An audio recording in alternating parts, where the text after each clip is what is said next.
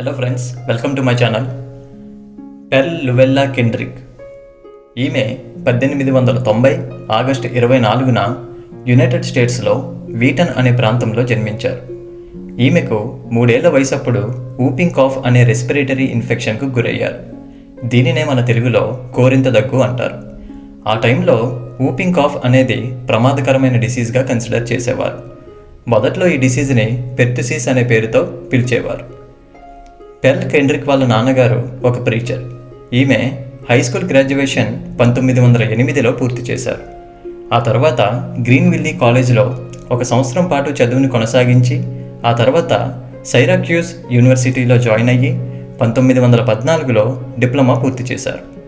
ఆ తర్వాత 1934లో Johns Hopkins యూనివర్సిటీలో బ్యాక్టీరియాలజీ సబ్జెక్ట్లో గ్రాడ్యుయేషన్ పూర్తి చేసి డాక్టరేట్ పట్టాను అందుకున్నారు. ఊపింగ్ కాఫ్ అనేది ఆ టైంలో చాలా ప్రమాదకరమైన అంటువ్యాధిగా గుర్తించారు. ఈ డిసీజ్ అనేది ఒక రకమైన బ్యాక్టీరియా ద్వారా స్ప్రెడ్ అవుతుంది. ఈ డిసీజ్ వచ్చిన వారికి శ్వాస తీసుకోవడం చాలా కష్టంగా ఉంటుంది. చిన్నపిల్లలు ఎక్కువగా ఈ డిసీజ్కి గురయ్యేవారు.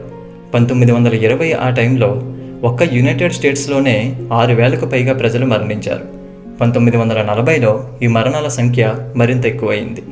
ఎంత ఎక్కువ అంటే ఆ టైంలో యుఎస్లో మీజల్స్, పోలియో, ట్యూబర్కులోసిస్ వంటి సమస్యలతో బాధపడి చనిపోయిన వారందరినీ కలిపి లెక్కించినా కూడా కేవలం ఈ ఊపింగ్ కాఫ్ డిసీజ్ ద్వారా చనిపోయిన వారి సంఖ్య వాటికంటే ఎక్కువగా ఉండేది. దీనిని బట్టి చెప్పొచ్చు ఆ టైంలో ఆ డిసీజ్ తీవ్రత ఎంత ఎక్కువ ఉంది అనేది. ఊపింగ్ కాఫ్ డిసీజ్ ఎప్పుడైతే ప్రమాదకరమని గుర్తించారో ఆ డిసీజ్ ఉన్న వారికి ఎల్లో కలర్ బ్యాండ్ ఒకటి చేతికి పెట్టేవారు. ఆ బ్యాండ్ మీద ఊపింగ్ కాఫ్ అని అందరికీ కనిపించేలా పెద్ద అక్షరాలతో రాసి ఉండేది. ఈ సమస్యతో బాధపడుతున్న వారందరినీ కనీసం 2 వారాల పాటు క్వారంటైన్లో పెట్టేవారు. తన చిన్నతనంలోనే ఈ డిసీజ్కి గురైన పెర్ల్ కెండ్రిక్ ఈ సమస్యను పరిష్కరించడానికి వ్యాక్సిన్ కనిపెట్టాలని అనుకున్నారు. గ్రాండ్ ర్యాపిడ్స్ ఆఫ్ మిచిగాన్లో హెల్త్ డిపార్ట్మెంట్లో అప్పుడే కొత్తగా ప్రారంభించిన ల్యాబ్లో వ్యాక్సిన్ తయారీ కోసం కెండ్రిక్ వర్క్ చేయడం స్టార్ట్ చేశారు.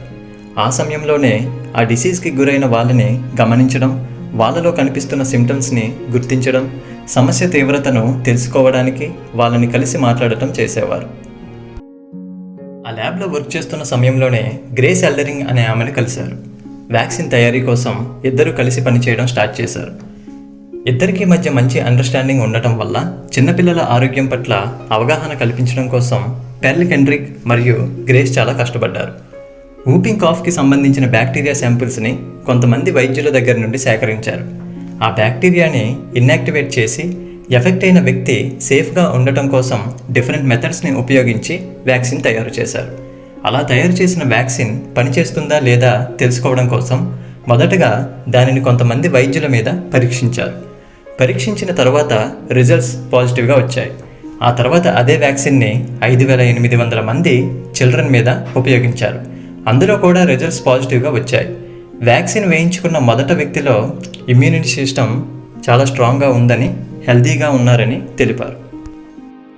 కెండ్రిక్ మరియు గ్రేస్ వీళ్ళిద్దరూ కలిసి డిఫ్తీరియా, పెర్టుసిస్, టెటనస్ అంటే కంఠవాతము, కోరింత దగ్గు, ధనుర్వాతము వంటి డిసీజెస్ని నయం చేయడం కోసం ఒక సింగిల్ షాట్ వ్యాక్సిన్ కనిపెట్టారు.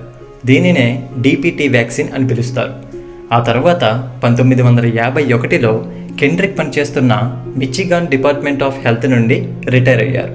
ఆ తర్వాత ఫ్యాకల్టీ మెంబర్గా యూనివర్సిటీ ఆఫ్ మిచిగాన్లో డిపార్ట్మెంట్ ఆఫ్ ఎపిడెమియాలజీలో పనిచేసి 1960లో రిటైర్ అయ్యారు. 1980 అక్టోబర్ 8న 90 ఏళ్ల వయసులో గ్రాండ్ ర్యాపిడ్స్లో కెండ్రిక్ మరణించారు.